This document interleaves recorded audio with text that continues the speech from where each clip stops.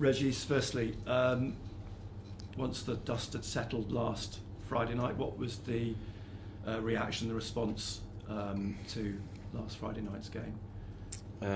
First of all, it hurts, a defeat like that, that's obvious. I think it was a reminder and a warning about how demanding this league is. Even if we started reasonably well the first 15 minutes, probably we turned the ball over too many times and we got exposed and set pieces and counterattacks, and Forest were able to punish us after that. After 36 minutes, the game was gone with 4-0. I think the lads tried after to get back into the game. One goal, maybe disallowed, this one might have helped the dynamic, but it wasn't the case. So hard to digest, and it shows that even when you drop just slightly your standards, you get punished really quickly. At the same time, I want to keep the perspective because this group has delivered fantastic journey over the last 2 years and got promoted last season, reached 46 points at this stage, beat Newcastle twice, and we are in the Premier League with a newly promoted side, and I repeat, just a bit less punch. It's hard to digest, but this is the most most competitive environment in football, so we have to accept it at the same time, even if it's hard. There's a fine line, isn't there, between overanalyzing what happened and moving on. Do you think you found that balance this week? Yeah, we had a long week to do that, and the review was important because it was about collective narrative.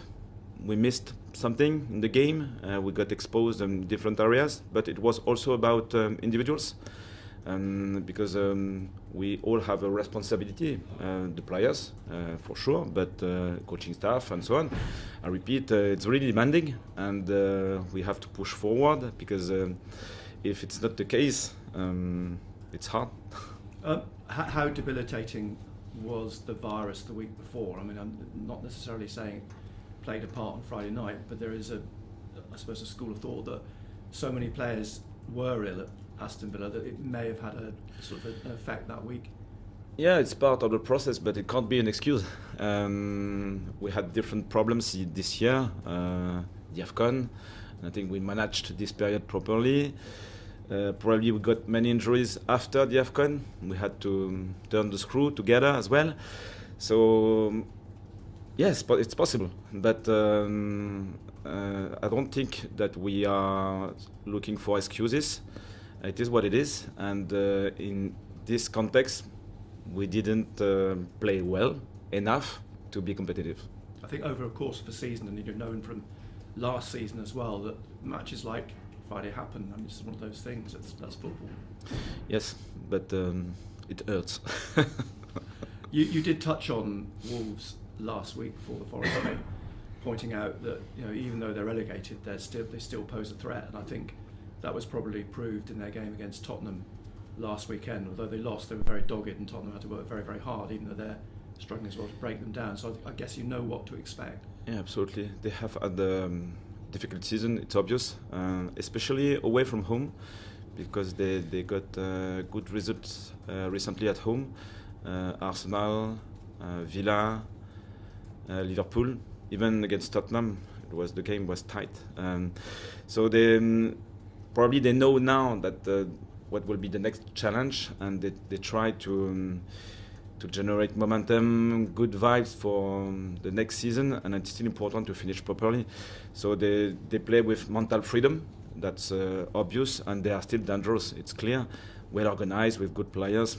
This is the Premier League, so you can have a difficult season, but you still have quality. And in terms of personnel, you were hoping that Nielsen and Bertrand could be available this weekend? Yeah, we had also this period with 4 wingers injured out at the same time. So 3 of them should be available soon. So probably Jocelyn this weekend, and we'll make the decision for Berto and Nilsson if they are available this weekend or the week after. So they are on the edge and in a good place. Are you minded? The problem is that there are still things to play for. There's European place conceivably to play for. Are you minded to give some of the fringe players run-outs in the next few games, or is it a situation that you stick with your first choice squad at the moment because there is still something to play for? Yeah, for me, we are in the same position as the first game of the season. We want to play every game with the best 11, the best 16, 20 players available for the team sheet, and this is my mindset. And it doesn't change after the 40-point target. Now 46, and we'd never know what will happen at the end of the season. So it's the idea. Régis, Granit Xhaka said the focus would switch to putting things right after the Forest defeat. I just wonder who have been the loudest voices in training this week, and what has been said, would you say? Many things, but it's private. No, the energy was good this week, and I repeat, we were not in a position looking for excuses. It was really clear, and I appreciated the review, for example. That happened, and we want to understand about the collective narrative, what we have to improve, knowing that you might face different problems for one game, but face another problem against the next opponent. But it's still about our culture, and it's about our standards individually as well. And when you drop a bit, that's not enough. So the conversations went well, and they were honest, I think, and they want to bounce back.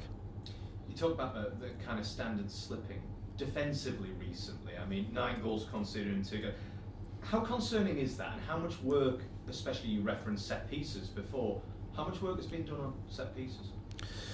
We're working hard, but the league is evolving, so I don't know if we dropped our standards or if the opponent found new solutions to hurt our defense. Probably both, I would say. So we are working hard. It's not easy because it's about small numbers, and it's not like a build-up. You know that you will have 25, 30 situations in the game. In set pieces, sometimes only one, and only one can damage your defense.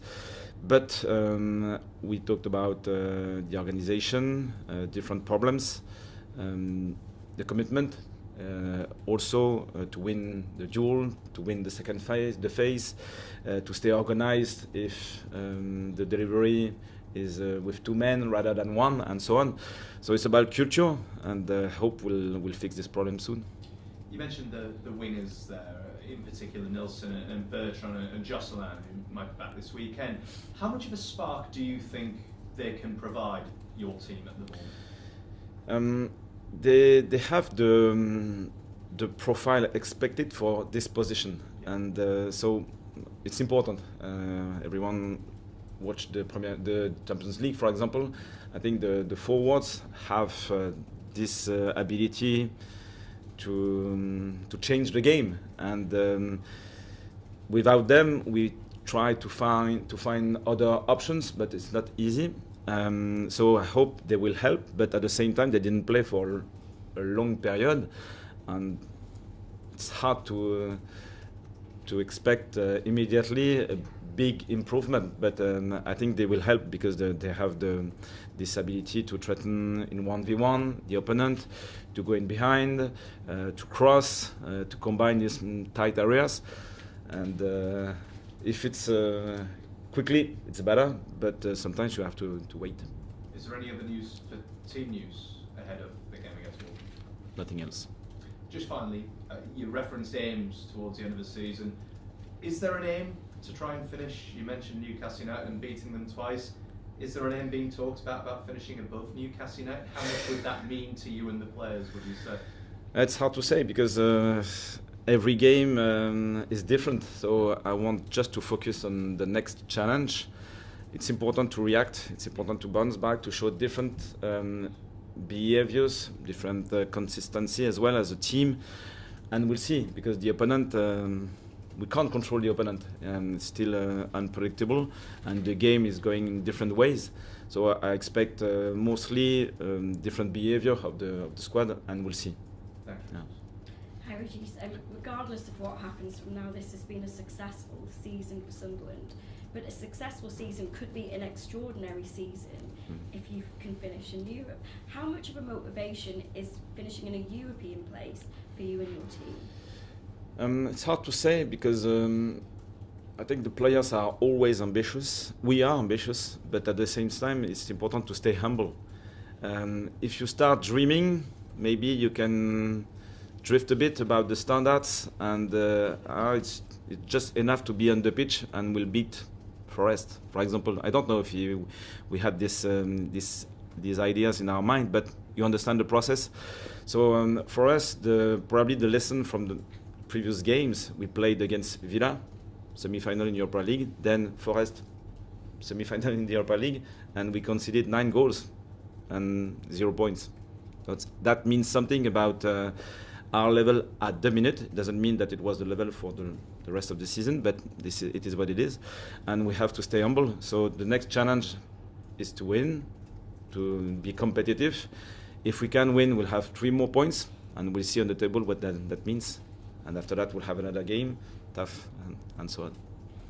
But I guess the important thing is you don't want this season to just fizzle out after, setting such high standards. Do the players still have that drive as well, that not to just settle for what you have now? Yeah, I think so, because I think their reaction was positive. They are alive. It's really clear. Sometimes we can feel the end of the season during training sessions, the energy. They might be exhausted at a long season, especially the first one in the Premier League, and we still have a really young squad. But I don't think it's the case. So I hope we'll have a strong reaction soon. All good? Cameras off, please, guys.